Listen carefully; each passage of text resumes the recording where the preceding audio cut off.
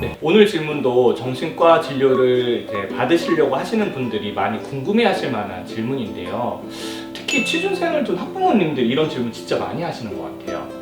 우리 애가 좀 정신과 치료를 받아야 될 것 같기는 한데 얘가 혹시 정신과에서 치료받았다가 정신과 기록이 남고 그럼 나중에 취직할 때 문제가 생기는 거 아니에요? 라는 걱정 때문에 치료를 받아야 될 시기를 놓치고 치료받지 못하는 경우가 있는데요. 오늘은 이 질문에 대해서 좀 풀어보려고 합니다. 정신과 진료는 기록에 남나요? 기록에는 남죠. 그런데 사실 걱정할 필요가 없는데 그 사람들께서 너무 많이 걱정을 하고 계시는 것 같아요. 마치 정신과 진료를 보면은 그 기록이 영원히 남아서 내가 뭐 직장에 가던 뭐 어디를 가던 항상 내 꼬리뼈처럼 따라다닐 것 같은 그런 걱정들을 하고 계시는 것 같은데, 우선 좀 어떻게 의무 기록이 남는지를 좀 분명히 하고 넘어가야 될 것 같아요. 병원에 와서 진료를 보면은 기록은 딱 두 가지 형태로 남게 돼요. 첫 번째로는 진료 본 그 병원에서 의사 선생님이랑 이야기하고 어떤 약을 처방받았는지 어떤 진단을 받았는지가 그 병원 차트에 기록으로 남게 되고요. 두 번째로는 우리가 병원에 가서 진료비를 계산을 하면은 의료보험공단에 우리가 다 국민건강보험이 들어있으니까 건강보험공단에서 돈을 내주거든요. 그렇기 때문에 내가 여기서 어떤 진료를 받았고 어떤 약을 처방받았는지가 그 정보가 국민건강보험공단으로 넘어가게 돼요. 그렇기 때문에 내가 정신과에 가서 진료를 보면 첫 번째로는 진료본 병원에 기록이 남고 두 번째로는 국민건강보험공단에 기록이 남는 거죠.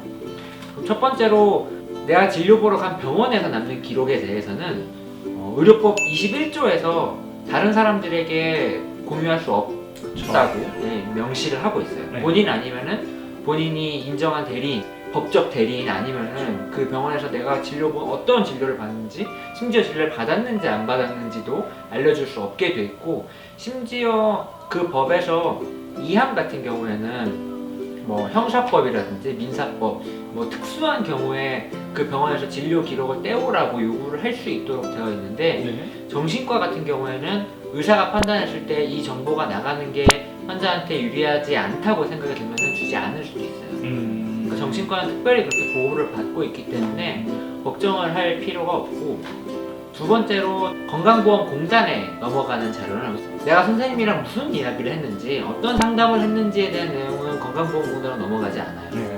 내가 어떤 진단 코드를 받았는지 어떤 약을 처방받았는지 그쵸. 이런 것들이 주로 넘어가게 되죠. 근데 그런 것들은 그러면 누구나 와서 열람할 수 있냐? 절대 아니죠. 그것도 마찬가지로 본인만 할 수 있는데, 국민건강보험공단에서는 홈페이지를 열어놓고 거기 공인인증서로 로그인을 하면은 자기가 건강보험공단을 이용한 이력을 다운받아 볼 수 있게 해놨어요. 그러면 누가 내 공인인증서로 들어가서 다운받아 볼 수도 있는 거잖아요. 근데 정신과, 산부인과, 비뇨기과 같은 민감한 과들은 컴퓨터로 다운받을 수 없게 되어 있어요. 직접 국민건강보험공단에 찾아가서 본인이 찾아갈 때만 기록을 뗄 수 있도록 되어 있기 때문에, 내가 뭐 어디 취직한다고 해서 그 회사에서 내 기록을 조회할 수 있다거나 그런 거 절대 아니니까 걱정하실 필요는 없을 것 같아요. 저기 진짜 본인이 마음 먹지 않으면 아무도 볼 수가 없는 거죠. 그렇죠. 환자의 허락이 있고 환자의 오케이가 있어야만 그 기록을 남들이 그나마 이제 보험공단 자료만 볼 수 있다는 거. 네. 그렇게 이해를 할 수 있을 것 같은데, 또 사실 우리가 진료를 볼 때 보험 진료도 있지만 또 다른 형태의 진료 형태도 있지 않나요?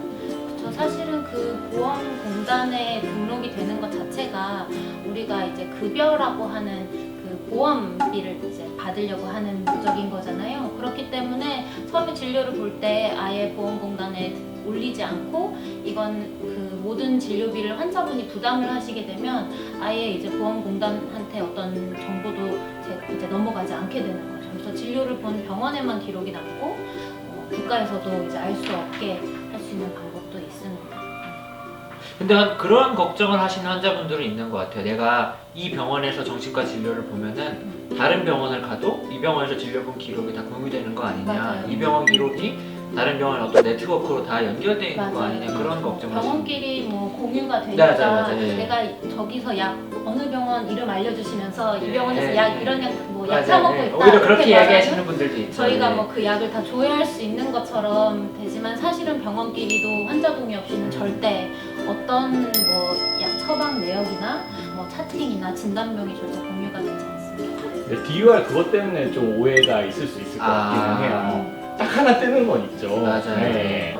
향정신성 약물들, 예를 들어서 뭐 중독성 약물이라든지 그쵸.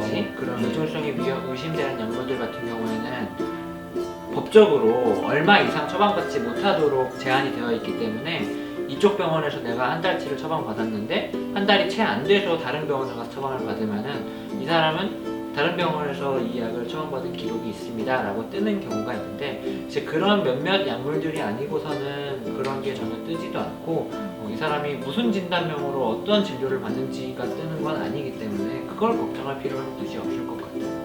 사실 저희도 이제 진료 볼 때 다른 병원에서 오시면 거기서 어떤 약 먹었는지 알아보려면 되게 힘들잖아요. 맞아요. 환자분이 네. 직접 옛날에 갔던 병원에 가서 진료 네. 기록부 떼서 다시 여기 가져오고 그래야 되잖아요. 네. 맞아요. 그리고 병원에 와서 약물 처방을 받지 않고 상담만 받고 가시는 분들도 많이 있잖아요. 네. 맞아요. 근데 이제 상담만 받을 때 꼭 정신과 질환 어떤 진단명을 꼭 가지고 있어야만 상담을 받을 수 있는 것도 아니고 꼭 그 진단명이 있어야만 보험공단에 그 급여 청구를 할 수 있는 건 아니거든요.